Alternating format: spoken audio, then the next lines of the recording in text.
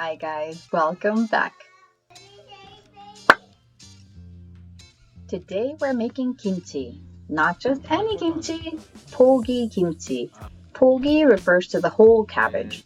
And this is the proper, traditional, the pain in the butt way to make kimchi. This is going to be about 5 huge Chinese cabbage heads. You just need cabbage, fish sauce, sweet rice powder, garlic, and gochugaru. Salted shrimp and chives are just optional. The first time-consuming step is to make the flour paste. Now the easiest way to remember the ratio to make a paste is it only takes 1 tablespoon of sweet rice flour to thicken 1 cup of water. So 1 tablespoon to 1 cup. Oppa likes to eyeball it. It's a blessing and a curse. Make sure to dissolve it pretty well before putting it on the heat. Once it clumps together, there's no going back. Oppa says he's just looking for a watery consistency that reminds him of milk. So if you want to adopt the eyeballing method, add water until it looks like milk. Whatever you do, keep stirring and dissolve that powder before you put it on the stove. Let's do a medium heat because we have burned this before, twice. Check out our other kimchi videos to see how Oppa recovers from mistakes in the kitchen and still makes it work. Now you want to constantly stir this. Do it at a lower temperature. It may take longer, but you won't be panicking. Oppa now turns off the heat when he sees some clear gelatinous blobs forming because the residual heat will slowly thicken things up. It takes a lot of stirring, but there's less chance of burning the whole thing and needing to start over. Honestly though, if you're attentive, I just attend to it on the stove. Whichever way you go, in a few minutes you'll see it getting thicker. This is about halfway there. If you don't have sweet rice flour, what we need for this is starch. So plain rice flour, wheat flour, like all-purpose flour will do. And if you have no flour, then you can use some cooked rice. Just add a lot of water to a bowl of rice, give it a go in the blender until smooth, and reduce it to a paste on the stove. So there it is, a nice, smooth, thick pudding consistency. You want to cool this completely. If you go adding gochugaru, the red pepper powder, when it's hot, it'll start to cook it. Let's work on the garlic. You should know by now that we like garlic. A lot. But the amount of garlic totally depends on you, okay? A little more prep work and it's almost ready. We love puchu, Asian chives as well.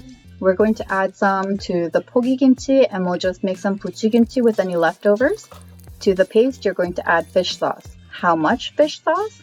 Oppa says around 1/10 of the sweet flour paste. There goes some salted shrimp. Add a generous dollop. If you don't have any, just forget it. Here comes the garlic. Welcome, welcome. Let's do the first of many batches of gochugaru, Korean red chili pepper flakes. Kimchi making uses the coarse flakes rather than any fine powders. Mix that up well and let the taste testing begin. This paste should taste good now. Don't feel like any big magical changes will happen just because you're fermenting this. Yes, it will get better as in deeper, umami-rich flavors, but the base foundation should be solid. So again, make it taste yummy now. Oppa looks for a deep red color with the gochugaru, which is why he keeps adding so much. But if you add too much powder, it'll start tasting kind of bitter or powdery.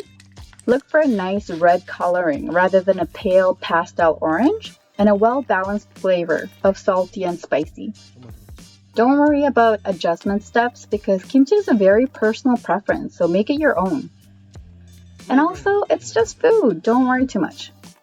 We add puchu or Asian chives because chives in kimchi is the best addition, but some people add pears or apples or sliced chili peppers, again, customized. Here is the other time-consuming portion of the kimchi making, which is applying this paste onto each and every leaf of cabbage.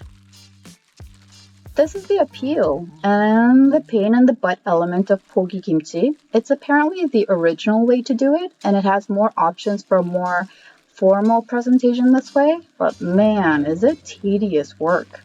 You know how Koreans will do this once a year during kimjang season, which is just a term for kimchi making? They use huge plastic tarps or baby-sized bathtub containers because you'll see later what's happening to our kitchen counter. Those are our largest sized mixing bowls and there is just so much spatter and mess. Yeah, making more than one whole cabbage kimchi is not for the faint of heart. And if you have a huge wide container, it'd be easy to lay out all the leaves one at a time and spread the paste on evenly, but making it work with what we've got. Take note here, Oppa is squeezing the cabbage out at the end. Don't do that. You're just squeezing out paste, but why would you do that? All the flavor's in there. It should be nice and full and pasty thick. In this particular case, it actually worked out for us because guess what? Spoiler alert, we made too little paste. So you'll see Oppa later actually squeezing more out to get enough paste to finish the job. But yes, you usually want more paste to make it nice and saucy. I guess other people, less lazy people, would stop and make more paste at this point. At our local Korean grocery store, they sometimes sell these pre-brined cabbage heads to make the kimchi making process more convenient. We've never made this much kimchi before, guys, and not having to brine so much cabbage at once really makes it worth it. I mean, where would we even brine this much cabbage? In the bathtub? That's just crazy. What? I sped up the process but didn't edit it out to make this video shorter because if you're embarking on this quest to make kimchi, and POGI Kimchi specifically, you should be aware of the time and effort it takes. Although maybe ignorance could be bliss? Anyway, we're here to give you the facts. Fact, it'll take a long time. Fact, it'll get messy.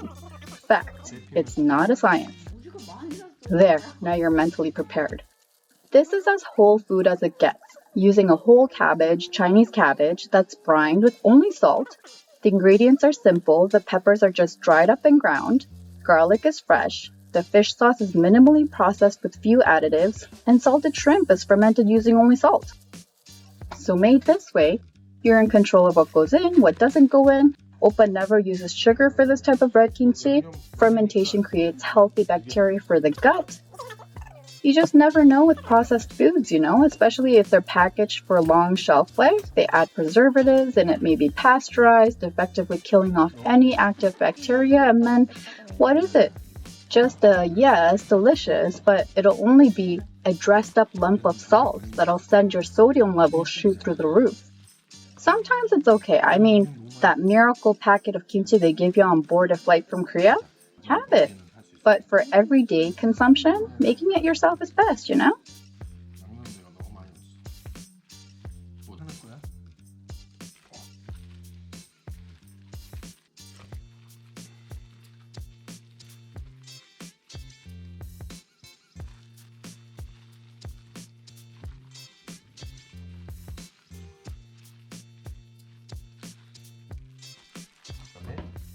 This is the leftover gochu. Chive kimchi is delicious. Garlic flavors are intense and it cuts through greasy dishes so refreshingly. If you're gonna try gochu kimchi, time it with a Korean barbecue meal. Oh, perfection. Yeah, you'll want to take care of that pretty much right away. Kimchi juice left to linger on countertops or anywhere else is undeniably not the nicest. So there we have it. Classic, original, healthy, delicious. Korean kimchi. Korean POGI Kimchi. Now, how to serve this? How to eat it? Let me show you. This is 2 weeks after making it. Our last baby.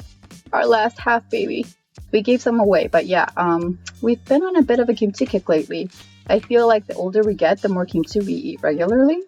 I should add a note here that I do not like POGI Kimchi. I mean, we're not a restaurant, and sorry, but form over function is so not my style. This gets so messy, and you gotta cut it to eat it. It's a royal pain. So take a pogi of kimchi and cut that kimchi into bite-sized pieces. I tried holding this huge thing up and cutting with scissors, and believe it or not, it makes an even bigger mess. So hopefully one pogi or half a pogi like we have here will last you the week and you don't have to do this again so soon. Make sure you cut all the way through because there's nothing so annoying as grabbing a piece of kimchi with your chopsticks and you get a whole string of siblings along for the ride and then you have to eat them all. That can get messy. So the appeal is that it can look nicer when serving. Grab the whole segment and if you turn it on its side, it looks like a flower.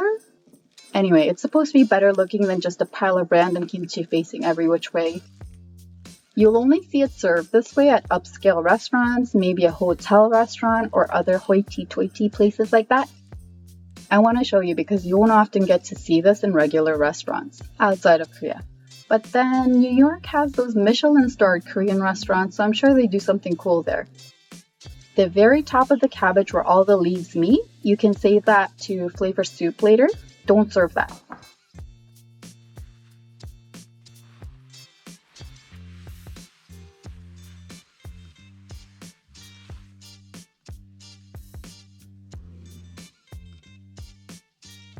Oh yes, kimchi should not look dry, so get some juice on there. And here's a nice garnish if you want. These are pine nuts. Pine nuts are a common garnish for some things.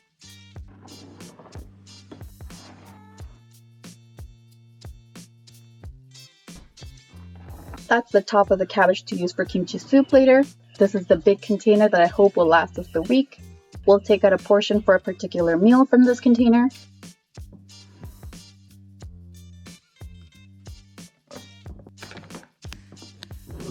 This is the container that we'll use for each meal. So we'll take out as much kimchi as we'll eat for that meal and put it here. Then it goes on the table.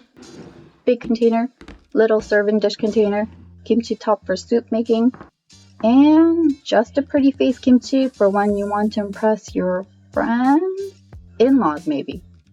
And that's it. All that hard work. Finito. 2 weeks. Well, 2 weeks and 2 days. We did give some away, so, we're not kimchi eating machines, but yeah, that's it. It'll soon be time to do it again. Okay, guys, thanks for watching. See you next time.